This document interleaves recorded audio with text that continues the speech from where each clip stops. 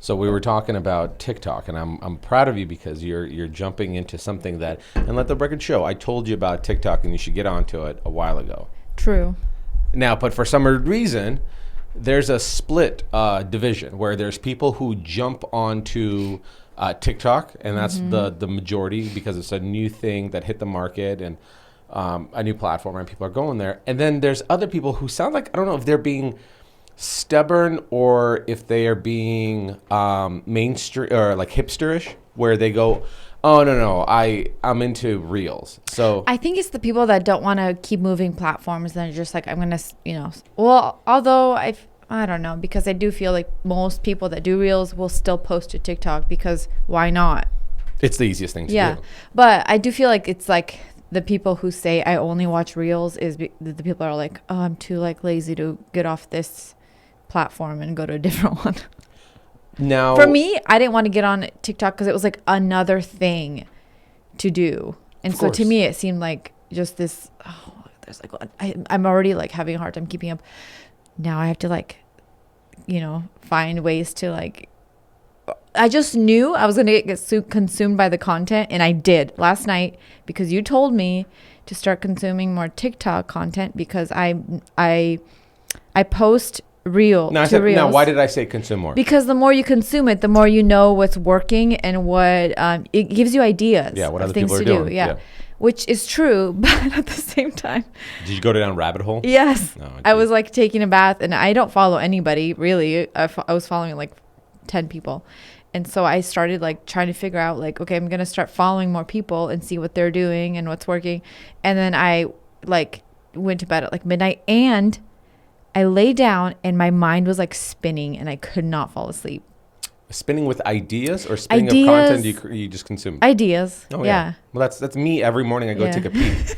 Or like in the middle of the night, 3 o'clock. It sucks though, because mine happens at night and I'm like laying there. I'm like, I'm going to forget this. And I reached over to my phone, wrote some stuff down. Did you? Laid there again for a second. And I was like, And it's just like, yeah, your mind starts working. And I was like, probably not the best idea to do this right before I go to bed. Very true. You so I have this thing that for the last 2 years, and it's because Harper's, when she was an infant, she would wake up every single day. She still wakes up every single night. Right, but like at 3. Yeah. And when you're constantly hearing screams at 3, your body, I think, naturally is anticipating. Like there's days that I wake up at 3 every single day, and I just wake up because I'm anticipating. Yeah. I'm anticipating her. And so what ends up happening now is I'll wake up at 3 and I'll just go and pee, right? Yeah. Go to the bathroom. And just like clockwork, I always have to, like as I'm going to the bathroom, I have a little bit of anxiety at that point. I was like, because you already know. I'm not going to fall asleep. I'm not. And I keep telling myself from the walk through the bathroom and back, I was like, don't think about anything. Keep your eyes actually slightly closed so you're kind of not receiving as much like light or whatever. Mm-hmm. And lo and behold, I come back. Yeah, I'm stimulated. And are you looking at my chest? What are you doing? I don't know. Why are you looking? I think I was talking, but hey, also. Eyes are up here, you perv. No, you ever do that? Listen to my ideas and not my body. It just looks so good. Thank you. You ever do that when you're talking, but you're also like zoning out? I just did that for a second. No, you're not talking. I'm talking. I was talking. You're just zoning. No, you weren't talking. I was listening. This is how much you were zoning out that you were convinced that you were talking. This is how tired I am. I slept so horribly last night. Oh, just you? Yes, just me. Oh, you mean only you heard at 3 o'clock when Harper started screaming bloody murder? She was like yelling. For an hour and a half. Yeah. Which felt like eternity. It was. It really was. But it was the kind of crying where it was like she would cry, die down a little bit.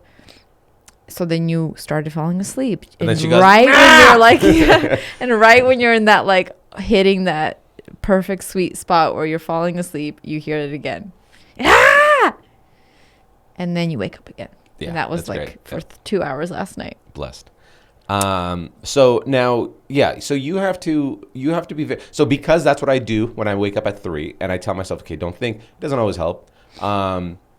What you have to get yourself to do is establishing business hours. And you kind of you do have business hours, like right when the baby's being watched and all that stuff with the sitter, boys are in school. But my business hours for consuming content is like till 4 p.m. And then you're done. See, that's what I need to do. Then It's and then I'm watching TV. Yeah. I'm watching people that I'd like. I'm watching YouTube channels that I like. I'm watching car stuff. Like I'm Googling stuff that I meant to Google. Like that's my time. Yeah. And then we do family thing, and we're probably like either playing pool with the kids or watching a movie with the kids or doing something.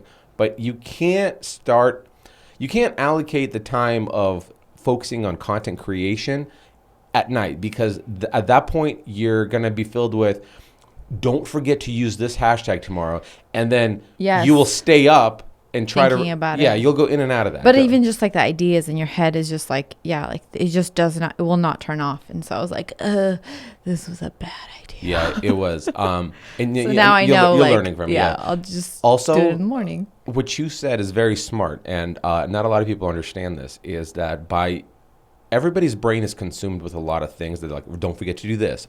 Remember to do that. And on Wednesdays, they have basketball. On Fridays, it's late start. Like, and then on top of it, you're talking content, right? Okay, tomorrow you're posting this. Make sure you use this hashtag because I told you some kind of hashtags to use.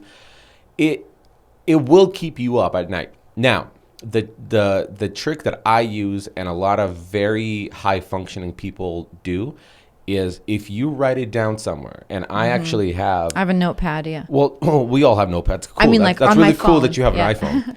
No, but what I mean is there's a task there. You know the task app on iPhone. Yeah. Mm-hmm. So I have one task that's called hardware store, meaning like if I'm going to go to Home Depot or Lowe's, pick up this, and another thing. I have another one says, what does it say? It says, computer work. And that's the most one I use every single day, well, on top of the hardware store ones. And what I do there is if I go, oh, shoot, I need to do that tomorrow, I just jot that down. And when you jot things down, it takes it off of your mental capacity and your mental bandwidth. Yes. And your brain goes, okay, I don't have to be thinking about that You don't anymore. have to be thinking about it. It allocates it another cubby, and cubbies are there for a particular time. So because it says computer time, and I have a 2 to 3 hour period in the mornings while I'm having coffee for computer time while the kids are asleep, that's my thing. Is okay, don't forget to send that thumbnail out. Don't forget to add this in the description. Don't forget, I put that there, and because it's written down somewhere,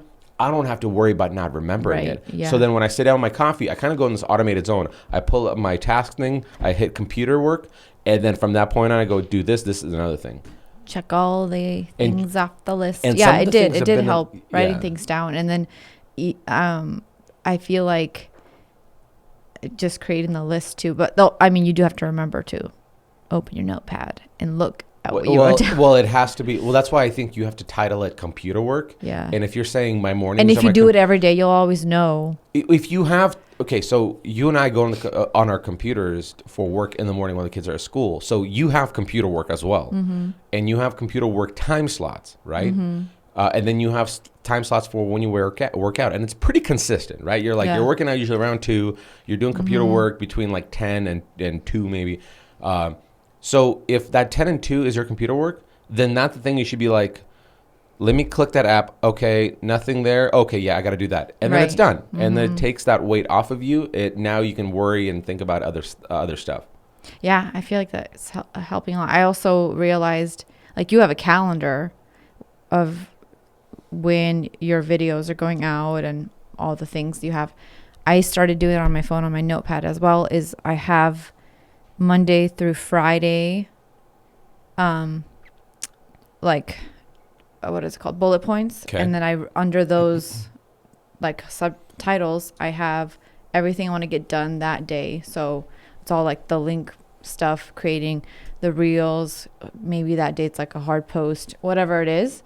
But to be able to see that, even like through the week, even if I don't get something done, I can like see how I can move things around based on my schedule. And it really has been helping me because I've so far done everything that I've been wanting to do. There's been days where I had to switch a few things around because of like I didn't get something done in time, and then I had to go pick up the kid, all the things.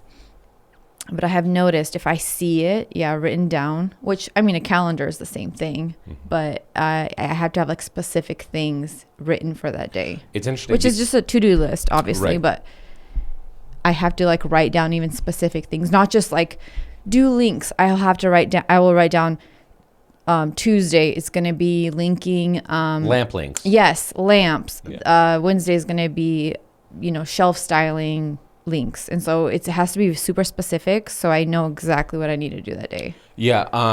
We all of our phones, Android, iOS, everything, they all have these apps that help us, excuse me, with schedules or whatnot.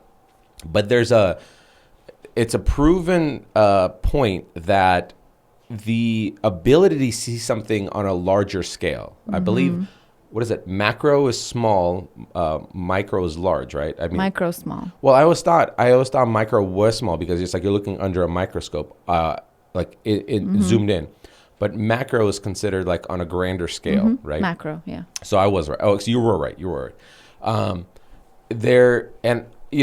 You have a lot of stuff. We share calendars, and by the way, here's a pro and that's tip. that is another productivity pro tip.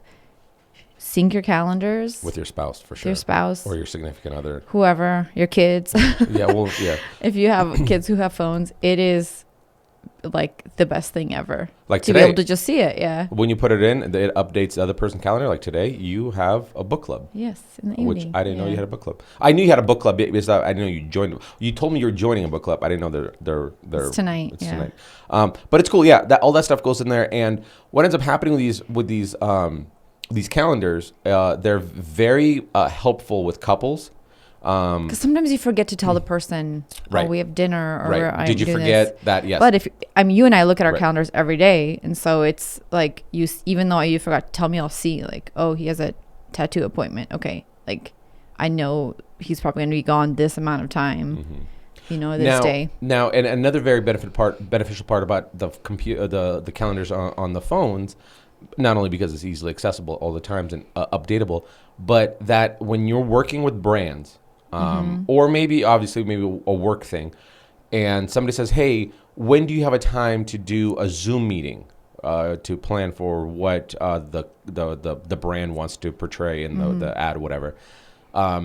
They send you right to your email the link that you don't press, and it just updates your calendar. Yeah, So when the event happens. You don't have to start scrolling through your inbox going, where's the Zoom link or the schedule? It's automatically. You just click it. Yeah, I love that. Now it's fantastic. Now here's the only issue. I like the ability to access my phone and see what's going on in our personal life, and the ability to access these links to be productive too. Like I'm not wasting 10 minutes in the morning finding that email with that link. Right. But there's a huge argument to be made about having a macro view of your either month, I don't say week is too small, but month or 3 months, a quarter, right? Because what that allows for you to do is plan ahead, and allows for you to have, a month is enough for you to start moving things around where it's like, well, this is not working, and we got down to this early, right. So we just bought ourselves an extra 5 days. What we can do is jumpstart on this other thing, and because you already had a plan for it. You plan for it, but you see it. There's something to be said about, and in fact, we have our Mac computers behind us, and every computer has the background is the picture that you choose for it, right? Mine's some kind of scenic thing.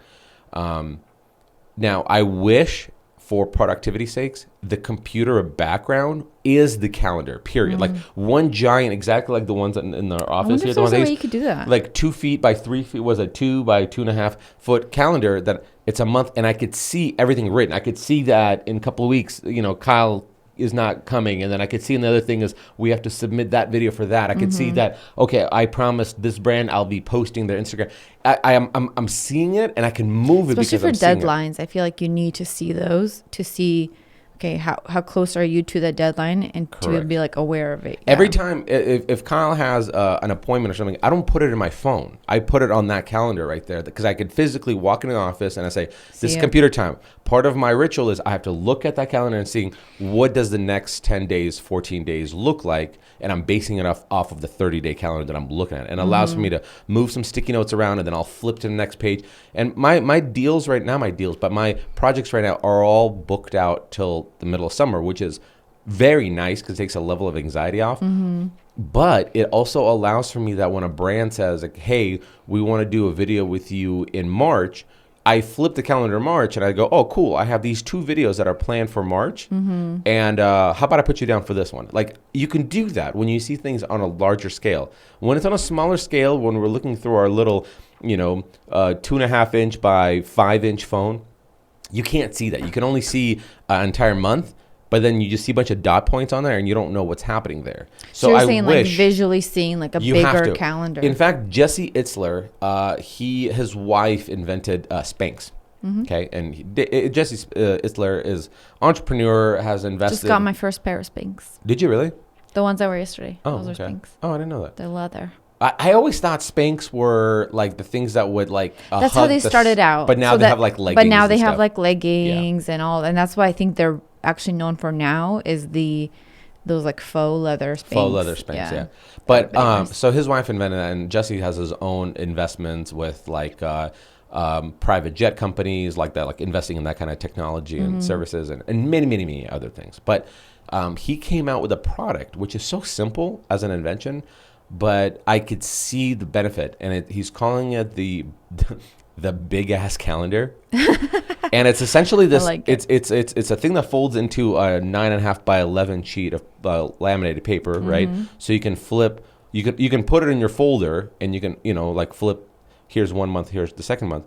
But it's also designed in a way where you can, when you completely unfold it, and it looks like one of those maps of the United States when you're like in middle school, where it's the size of like 5 feet tall and 7 feet long. That's what it is when you completely unfold, and you could see your entire year with actually slots where you can enter stuff. So essentially, if you're like a high level functioning like go entrepreneur or planner, you do that, and you see, like, I would love, I mean, we can't do it here, but I would love a wall that I can look at and be like, okay, we planned take some time off in the summertime for taking the kids camping here, and then we'll make sure we'll do short form content here. Maybe we'll do this kind of video here, and just do a big ass wall. I'll put a like freaking a border around it, like a nice frame.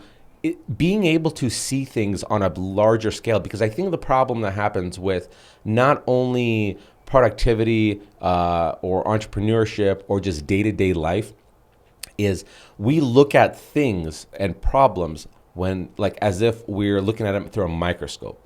We see it for like the thing that's in our eye right now, and it looks big. And I think that's why a lot of people, I mean, I think mental health and anxiety I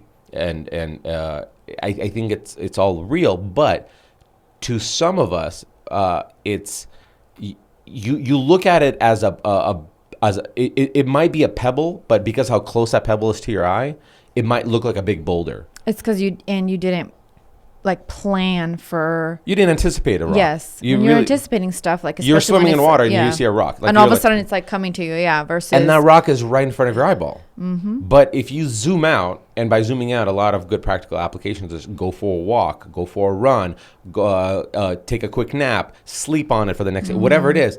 You come back refreshed and you go, oh, that wasn't a big deal. Like I remember when I was still in college, I could not figure out. Basically, when you're pulling like late night studying and you're like, sounds like gibberish to me. Let me address it in the morning. You come give it another swing at it in the morning and you go, oh, okay, I get now. Kind of get it, yeah. Or you're having your coffee in the morning, you're sitting on the computer and the brand's like, there's a problem with this, there's a problem with this, there's a problem with that. And you're like, I don't know how to solve this right now. Your brain's not awake. You go for a run, you come back, take a shower, come back and you go, oh, okay, here's what we're going to do. Mm-hmm. So it's the ability, those are practical applications to stand back and then zoom out enough in a macro scale to be like, oh, that's just a pebble. Compared to other things, that's just a pebble. Mm-hmm. I think from our day-to-day life, we need to see more things that are just pebbles. And to do that, we just need to zoom out. We're too zoomed in. And I think, now this is not, I've never really gave it too much thought, but I just think about it right now. How often do you hold your phone like this and you look at content? Not very often. Most of the time, the phone is about 10 inches from our face. So we're taking something that's a 2.5 inch by 5 inch screen and making it look like a giant big screen TV. Mm-hmm. But the reality is it's small. And so we're consuming everything like that, where it's right in front of our face as opposed to pulling things further out and zooming out. Zoom out, I think. Wow. Zoom out. Zoom out, folks. Should that be the title of this podcast? Maybe. Just a little zooming out. But I think it's true. Like when you look at your calendar, even though you could have things planned out, you just see you don't really see it unless you click specifically on that, and you're not going to be doing that. That's annoying part is you know there's something there because there's one little tick mark on there, but you don't know what's there. And sometimes it's just like the Apple calendar will just have like a holiday on there, or if it's a reoccurring thing, Right. it will still be on there. So yeah, I understand that. It's kind of, I don't know, it's a different kind of perspective when you see an actual physical calendar and you can like move things around as you go. Yeah, having that physical thing I like this one just for the sake of personal stuff, like syncing. Yeah, if we have like dinner somewhere or some kind of event, I like this calendar for that. For sure, because there's a way to be like, there's a way for me to be like, hey, what do we have going on this week? What time was that at again? Yeah, it's more of that smaller scale stuff. Yes. For work productivity, I think there needs to be some kind of iOS or Microsoft, whatever computer you're using. Come up with an app the that entire, does that. Well, it has to be some kind of internal system thing where you go, do you want a picture of the background or do you want just a one giant calendar on the thing? And I would love if that was the case, because I'm looking at my computer anyways. I'm already moving files around and I'm already answering emails. But then to have that thing in the back of like, oh, well, you're looking at let's click this, let's click that, let's move that around, and that's not going to work. I'm also a huge fan of sticky notes on these notes. Giant calendars. These, like I said, the wall is like, what? That's about. It's because instead of writing stuff in, you can move it around. You can move it. As soon as you write it, you have to like. It's penciled in basically. Yeah. And I don't use pens. I use Sharpies. If it's like on the calendar, like we know we're leaving town, and I was like, that's not gonna move.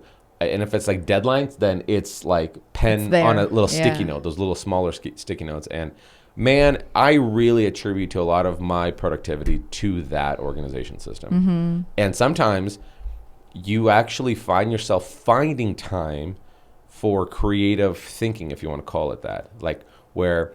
Because you've planned it out so well. Here's a prime example. We already banged out the 2 videos for this month, and I have the next month coming out. So if you were asking me, like, what are you working the next month? I have sticky notes on there. I know what it is, but I haven't, like, figured out the logistics behind them. So by seeing, like, these days that are actually physically scratched out, right? So, like, I'll cross out days that, today's the 13th? I cross out the 13th. Now, I'm not even thinking about anything above that. It's out of mind, out of sight. I'm thinking, okay, we just finished a project. We're doing the ad read here in the next day or two. And then I now have a few days to have a head start on the next project. And I know like tomorrow is an allocated time for me to plan, figure out the logistics behind it. That happens when you allow yourself that preparation. Do you feel like you've always been that way? Or do you feel like that's something you had to learn? I think it's something that I have to learn ever since I started doing YouTube. And a lot of it. So Jocko Willink, he's a highly decorated former Marine. He's in the influencer world. He's a very tough, mentally tough guy, kind of that kind of promotion that he's done. Talks about, doing difficult things, conquering your day. Leadership training, has a very successful podcast, and so on and so forth. Now, he had a book out. I never read the book, but I know the idea of the book because I've heard him speaking about it, and I've heard other people mentioning as well. But the title is probably my favorite part from just hearing a little bit about it. Is the title of the book is Discipline Equals Freedom. And I think that's the idea of, if you can create a regiment to your life, if you can sit down and saying, I plan my month on this calendar. It's a physical paper calendar. I can look at it every single day, and I'm up at 6 a.m. till 10 a.m. and I'm planning, or 6 a.m. till 8 a.m. and I'm planning, and then I'm doing a workout, and then I'm doing this other thing, and then I wrote down, like today, like you get an email at 2, hey, we need this by tomorrow. You can put down computer work, and then you're not thinking about it because you know what you need to, like, definitely you're not going to miss because it's part of your regimen. You're creating these disciplines, and those disciplines, those regiments are what's giving you that freedom because it's no longer on your mind, and you've come up with a plan to execute them. Like, yes, it's not just like I need to do this and this and this. It's like, no, it's already been set, all these things, and you feel like this weight off of your shoulders. Exactly, and I think the stress is what makes you almost like enslaves you. Yes, it is, because you're constantly thinking about it, and I feel like I was that way when I was had my staging business because I am not a great planner. Mm-hmm. No, don't say that. You're great. But you're a great planner for like if you're hosting parties, if there's like a bridal shower that you're doing, you plan things. I used to think I was, but now looking back, the amount of stress I'm under makes me think I'm not a good planner because I'm so stressed out and wanting everything to be perfect, but yet I didn't give myself enough time to do this thing or this thing, and I'm always behind. So I'm like, I think I try to be a good planner, and it always works out, like, you know, but I think I have that like the perfectionist tendency where I always want it to go a certain way or want to get something done, and then I just didn't give myself enough time. I think the time is always one because of the planning, the prep work, right? The prep is what I think I struggle with because I tend to think like you don't act, you react. No, not even that, but I think I over what is that word? I'm trying to think of. Like, I think I always think I can do it in less time than I need. What is, there's like a term for it. You're underestimated. Yes, exactly. I very much do that. And I'm like, I know myself now and I know I'm not going to get it done in time, but yet I'm like, I'll be fine. What do you know what I used to do the same exact thing with? By the way, props to you. I kept teasing you for Christmas time. And you're like, the day of Christmas, it's kind of like planning a party, right? But we're with our own family. Yes. You're like, I want us to have homemade cinnamon rolls. And I'm like, do you really want to add that stress to your life? And you're like, no, stressful. It's part of stress. But you were so planning ahead. Yes. That was the one time I was like, I'm going to plan ahead. I'm going to make them the day before. So I'm not like scrambling as the kids are opening presents. That was discipline. That was discipline. I used to do that, and I still do that. We'll see if I learn my lesson or not. Is with larger projects like cabinet work, a little bit of tile or demo work. Like just when it's a long big project. And I will go, okay, so 1 day demo, like I'll plan it ahead. But okay, 1 day demo, day 2, we'll start laying down the tile. Tile's going to be a 2-day thing because I'm going to lay it, and the next day I'm going to grout it. And that's like a prime example. But I mean, obviously it applies to many always things. like, but then you go, longer, you end up going, oh, shoot, I forgot. I have to make these small cuts. And oh, crap, my thing that doesn't apply for here, and I can't. Because you forget to plan for the things that might go wrong. So on those days that I know that it's a multi-step, like finished project. Do you feel like you're getting better at it? I'm getting better at it, and Kyle can vouch for me because I'll really celebrate it in the garage and be like, dude, we got everything scratched off that I want to scratch off today. Feels good. And I think what it is, if I'm building cabinets, then I'll go, okay, we're doing cabinet carcass today. And then tomorrow we're going to do cabinet face frames. And then the next day we're going to do cabinet drawers and cabinet doors. Like, I'll do that. And then I'll give it one more extra day for cabinet doors. That's another example of multi-step process. But you could scratch it off like that. But because I've been in this mess so many times that I go, better give yourselves an extra day. Yeah. I better give yourselves an extra day. I need to do that with like things that I plan. Like, you better give yourself a couple extra hours. Let's be honest. Yeah, I think the ability to be honest with yourself and not underestimate but overestimate. And I think at that point, it's just another version of what Jocko says, that discipline does equal freedom. Yeah, because I think you're right. It's the stress that you get from it that just enslaves you and makes you crazy. Right. You're in a bad mood.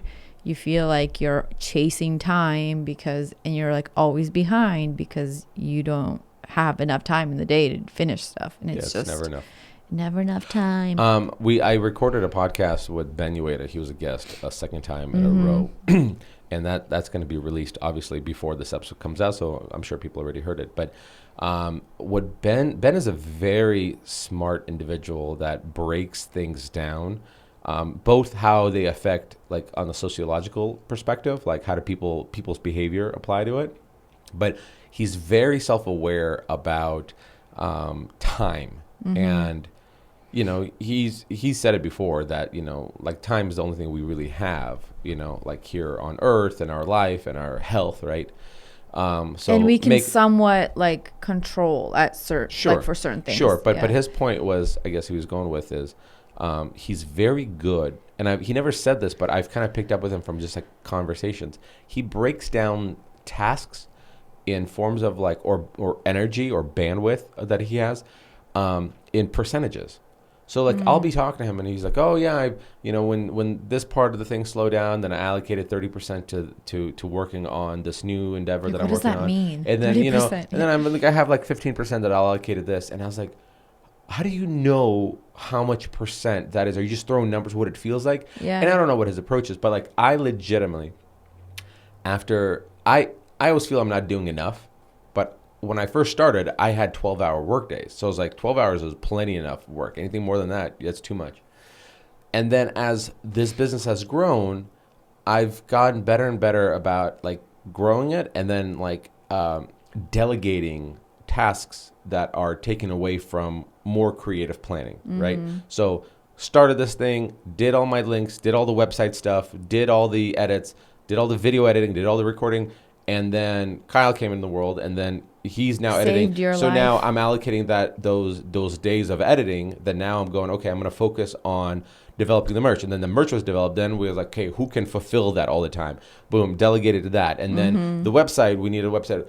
Delegated somebody else to convert the old to the new.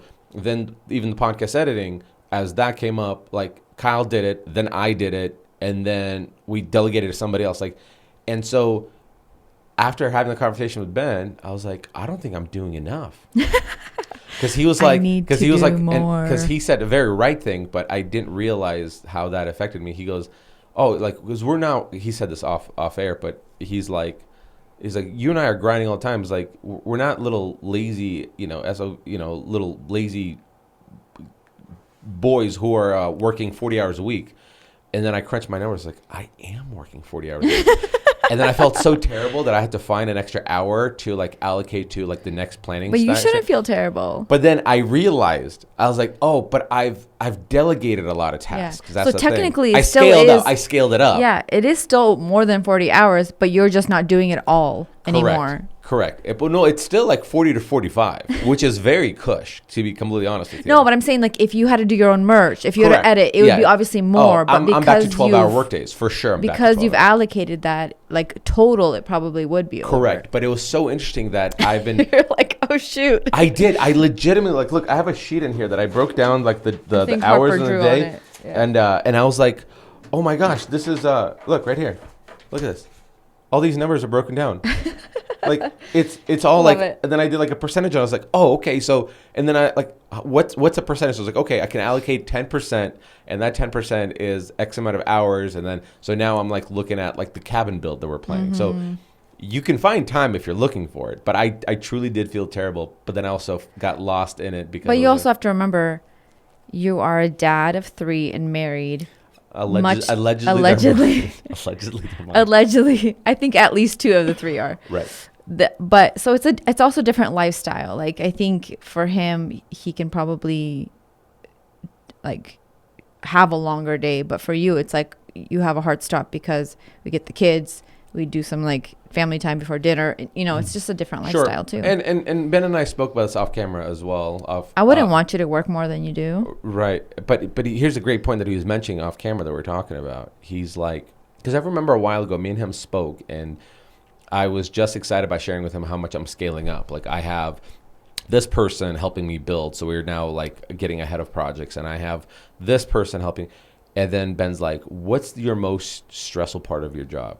And I thought about it long and hard because we have pretty incredible jobs. But I was like, well, I hate that anxiety that comes with every morning I have to plan for not only what I'm doing, but for like 2 to 3 other people of what they're doing today.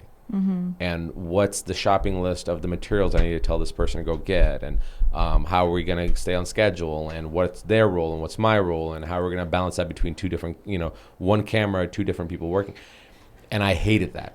And it came with a level of anxiety. Mm-hmm. And so what Ben said, he said something along the lines of just being like dense enough in your operation where if you wanted to go take a week or 2 off and go to New York with your friends, because he's friends with a lot of stand-up comedians, and when they're on tour, he can do that.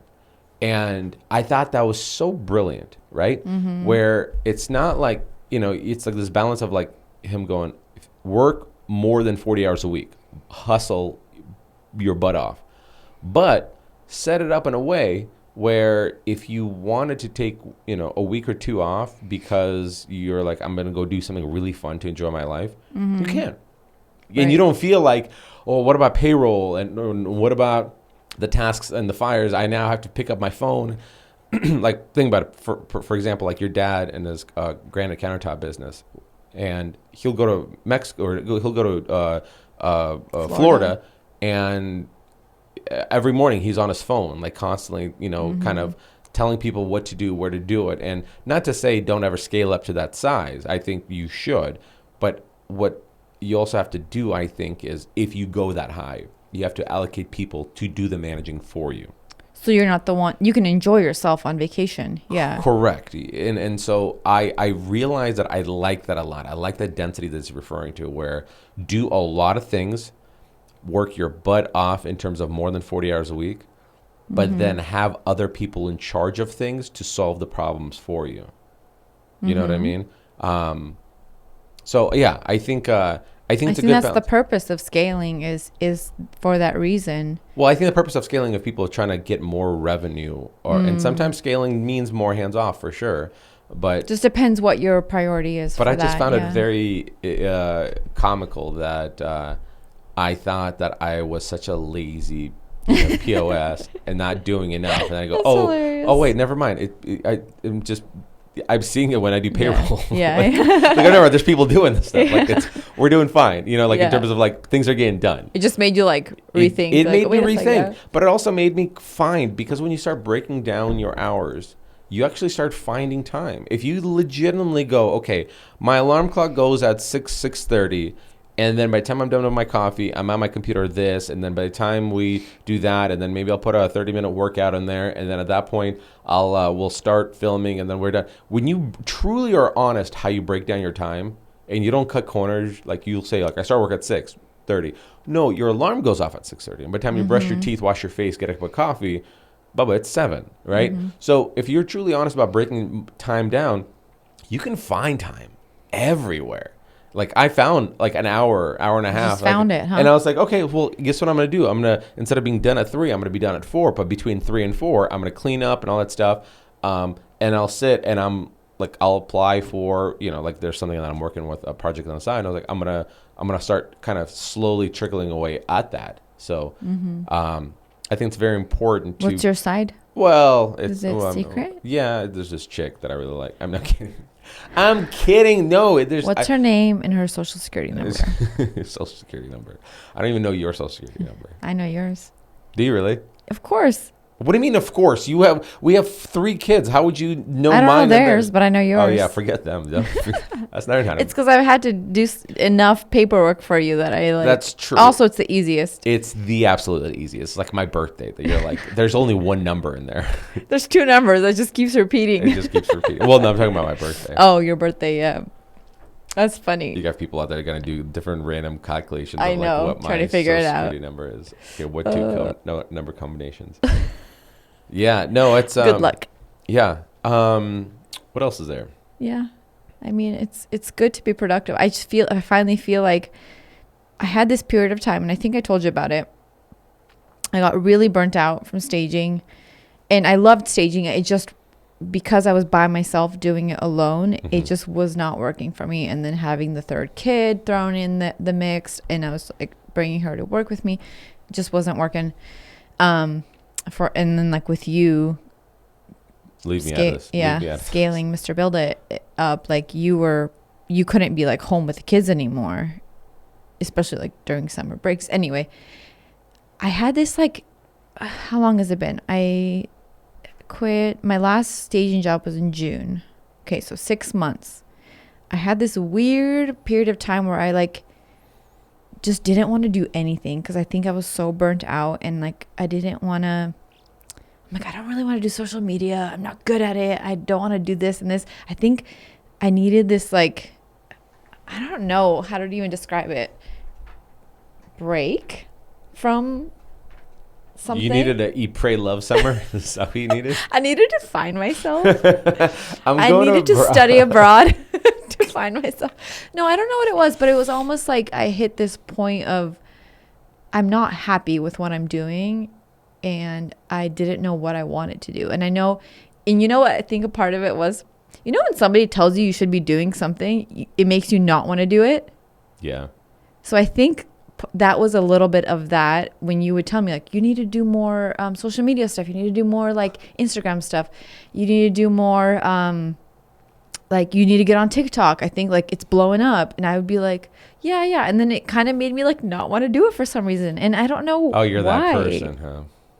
You're that person where you have to be like the other. In order to get you to do that, it has to be like your idea. No, but I don't claim it's my idea. I still feel like you're By the the one way, that. that's like what guys do. Like girls be like, how do I get my husband to come to? Like, well, you have to make it sound like it's their idea. But it wasn't that. It was more like I didn't want to be like pushed into something just because someone like told me to do it. I wanted to also want to do it for myself. It makes sense. Does that make sense? There's guys and girls that it wasn't that like I wanted it to be like my idea. I just wanted to understand and know that I also wanted to do it for myself. And so I had this like period of time where I'm like, I just don't like social media. Maybe I'll just like delete my Instagram and just not do social media. You and thought about that? I did. I just had, it was this weird period of time where I just Were you on your period when you were on this period? Like this is some doomsday stuff. I know. It was hard. And I think it was like a perfect storm of stuff. Staging, I had a few things happen even during that time that kind of pushed me to the edge of wanting to be done. There was just a few, you remember things that happened. We had just moved into our house. It was a disaster. You were remodeling the kitchen. There was just like this perfect storm of stuff that just kept happening. That was just like, I think, overwhelming for me. I think I get overwhelmed easily. You and I are very different. You and I are wired very different because, and there's a lot of people like you. Like, I mean, both men and female. And I also, before you continue, I've realized about myself that it takes me a really long time to process something. And we've said this, we've talked about it before. Like, even when buying a house, you're like, done. This house looks great. We need to make the decision. And me, I have to like give myself days to process something in order for me to feel like I'm making the right decision and be confident in my decision and comfortable. And I've realized that that's okay. Obviously, there's some times where you really do have to make the decision on the spot, like buying a house, especially in this market. But I've realized like it's okay to like let yourself process if that's what it takes for you to like be confident in your decision. Yeah. I'm always afraid I'm making the wrong decision. Do you? No, I'm good at making bad decisions. And so But I never feel like you've made like such a bad decision that it's been like detrimental. Well, I think I've made enough small bad decisions that are not life transforming. But you're okay with that. I don't know why I'm not okay with that. I have such a hard time with like, I don't want to make a mistake. I don't want to make a wrong decision, even though I know it's going to be okay. Well, nobody wants to make a bad decision. Nobody wants to. But you can't be afraid of failing. Making a decision. Yeah. You can't be afraid of. But I am. I'm afraid of making the decision. Would you still ride a bike if you knew that there's a chance of you falling? Yes. You would still, right? No, but you would. Oh no, I meant to say no. No, but the right answer is yes, you would. And at the end of the day is the quicker you make the poor decision. My thing is whenever somebody like who's like a mentor to me, or somebody who's wiser than I am in this next field of study. And they say, hey, I think this is the next thing. Like, you know, got like whether like Ben's a prime example to me, right? Ben, he's an incredibly smart person who's always a few steps ahead of everybody that I know personally. And so when Ben's like, you know, who's doing YouTube with me and all this stuff, and then now he's like, I'm building this commercial grade hotel complex in Joshua Tree. And I'm you know, I'm a creative director for so-and-so company, and they gave me shares to promote their branding. And then as the company grows, like, it's my job to help grow.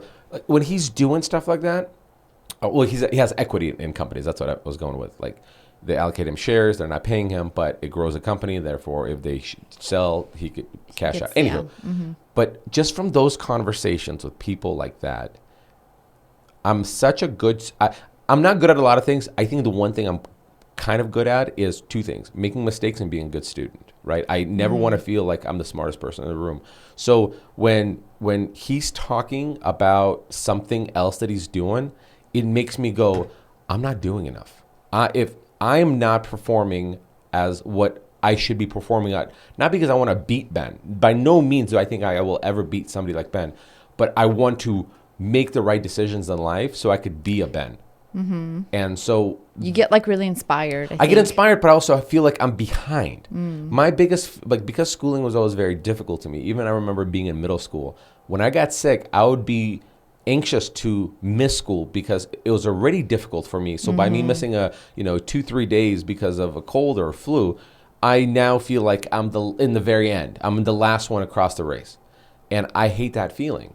So you've kind of carried it over to 100%. So when I'm seeing John Malecki bust bust out, TikTok videos, and he's 100+ subscribers or followers on TikTok, and his videos are millions of views on TikTok, I'm like, I need to get on TikTok. Yeah. Not because I want to beat him. Again, I don't want to be caught in the dust. Right? I don't want to be the loser that didn't pay. And so that's where my motivation stems from, is I don't want to be behind everybody. I want to be with everybody. So therefore you feel like making any decision, as long as it's a decision, it's going to always keep moving forward. Because if you're not making a decision for 5 days, then nothing is happening. Yeah. And everybody's going forward. If you made the wrong decision, then you go, cool, wrong decision. Let's recalibrate. Let's start. Which, I mean, is a brilliant and great mindset to have. I'm slowly starting to I understand that about myself, that I'm not like that. And so I'm like trying to reverse engineer and like figure out how to become more like that. It's like, just make a decision, execute. Yeah. Execute. And if it's the wrong one, you'll learn from it, but you got to make one. Exactly. Just execute. Make a decision. Don't be stagnant. Always move. Always keep moving. But it's okay, I feel like, to process, you can allocate time, for sure. You can be like, tomorrow is going to be my, I need a day. Yeah. A mental health day is a great example of things like that, right? Where you go, tomorrow, I'm going to keep it low key. I'm going to work out, eat well, and then I'm just going to allocate some time just to think. And sometimes you don't come up with the answer, but you gave yourself some time, and then you go, well, time's up.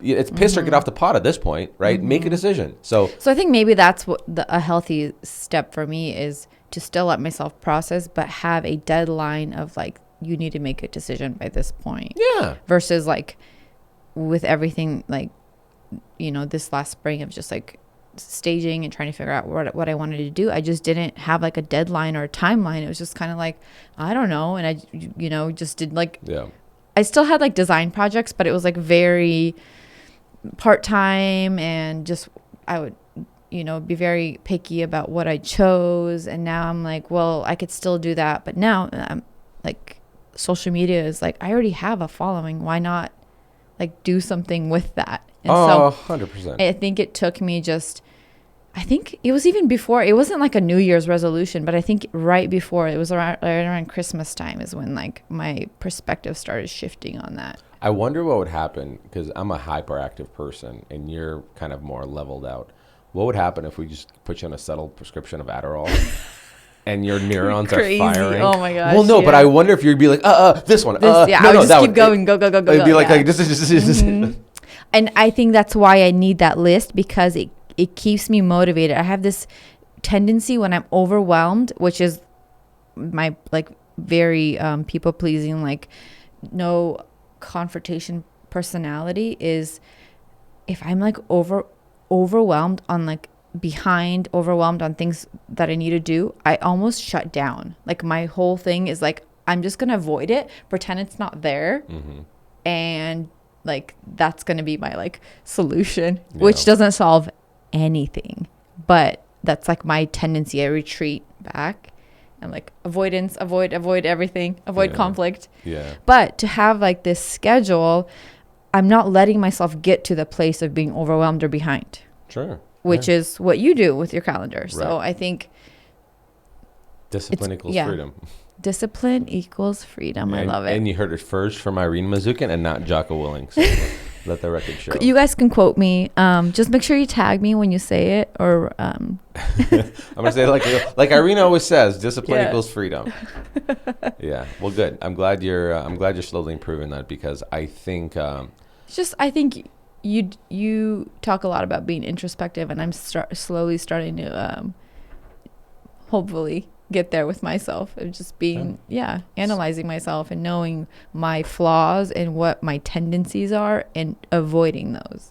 And I mean, when you recognize things and make active decisions, awareness is important, Well, good. I guess we it's getting hot in here. We fixed. Well, I was gonna say, like, you came in here with a sweater right away, on. and you always complain. He goes, "It's actually hot in was here." Really cold. Were you? Oh, that makes sense. You never took off your shoes all day today in the house, and we're not an in-house shoe. It's because I was shooting a video, and so I was creating content for a TikTok. Well, you know what happened? I did a TikTok yesterday. Yeah. How to style a console table. I wore my Crocs. I was such an idiot. I wore my Crocs in the video, and it looked so unprofessional, like just kind of ridiculous, which I was gonna like crop it out, but then I was like, I'm just gonna reshoot it, and so I did with my cool boots. All right, I respect that. Even though you can't even see them, but because the Crocs are like green, if they were like white, it'd be a different story, like black, but because they're like that really light turquoise green, they just like stand out. I like that you're committed to the Croc life, and Harper is committed to the Croc life. Those her favorite shoes are the Crocs. Well, they're comfy. They are. All right. I can't believe our boys still don't have any. They'll get some this summer. They'll be their water shoes. Yeah. Let's we wanted to touch base Bats? on you want to touch bats? Bob Saget, the great powerful Bob Saget. Yeah. Passing away. What's your did you grow up on Full House? Yes. That's like the one show we could watch. Is because it was wholesome. Like, look, if you watch it back now, it's so cheesy. It's very cheesy. So cheesy, but it was like, I was how old? It was when I lived in Portland, so 5, 6. Yeah.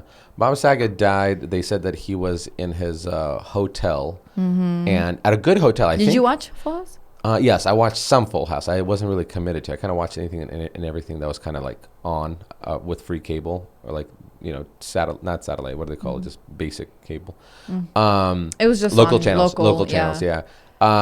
So yeah, I watched enough episodes to have enough know about him. But he's obviously he's always been known as a comedian, but also an actor. Wasn't he a host of America's Funniest Home Videos for a long time too? I believe so. I think he was. I believe so. Yeah. And he was touring. I don't know what state, but he was in a nice hotel. Florida. Orlando. And he was performing at a club before. And he, I think, put out a tweet that he really had a great time. And then they found him unresponsive, I think, by the housekeeping crew in his room, and they identified that it was him.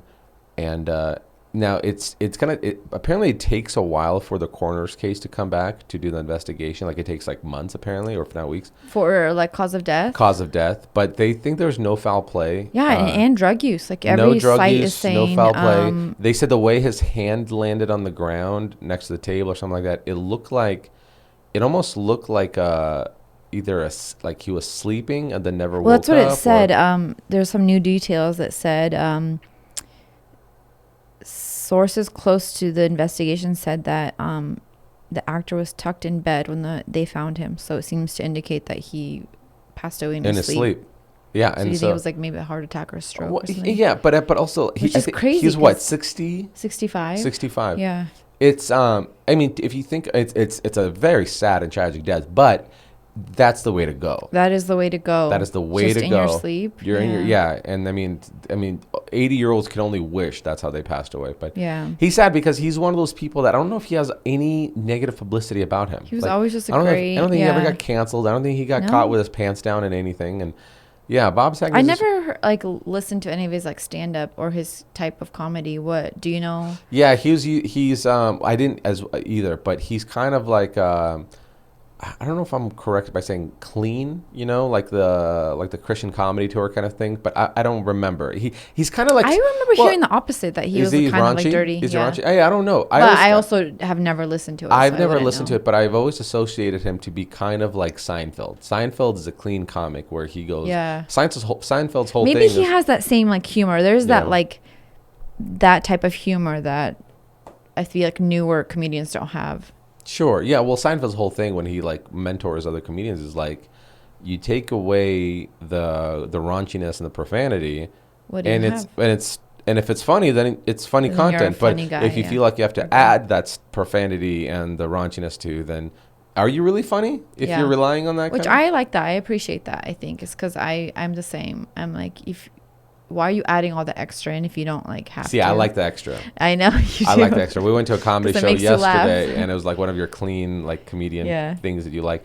And I mean, I enjoyed my time, the event, but I just wasn't your. It wasn't my cup of tea. Yeah. I comedy was always kind of came up from a place of like pushing the envelope. Yeah. So things that in the 1950s, 1960s that you couldn't say, and somebody said it. That's what people go to kind of get inspired by or be entertained by. I can't believe you said that. We can't say that in public, but this is a safe place, and you said it, and we leave it. Like it's like watching a rated R movie with gunfire and shooting. You like shows like that too that push the envelope because you're like, this is like, they're so badass. That's not a real life. You know what I mean? You can't be slinging guns around like that. That's not. And then so you go for this escapism, and if you don't have people who push the envelope, then how do you find out what's funny and what's not funny? Like, how do you get evolved from there? Yeah, so that's true. I appreciate it. Yeah. So, listen, Bob Saget's from my R.I.P. following of very well-established comedians. He's very well respected in the comedy world. He's always been nice to people. He's always, from what I hear, he made time for people, like new and upcoming comics. So he's one of the good ones. So R.I.P. Bob. R.I.P. Hope we get more people like you in this world. All right, folks. Thanks for tuning in. This has been a really fun conversation to have. Check us out on YouTube. It's a lot more fun to see our dynamic selves there. Faces. We're all so pretty. Faces and share this with your friends. Tag us on Instagram. Take a screenshot if you're listening. And make sure you rate and review if you can. All right. Thanks, guys. Bye. Bye.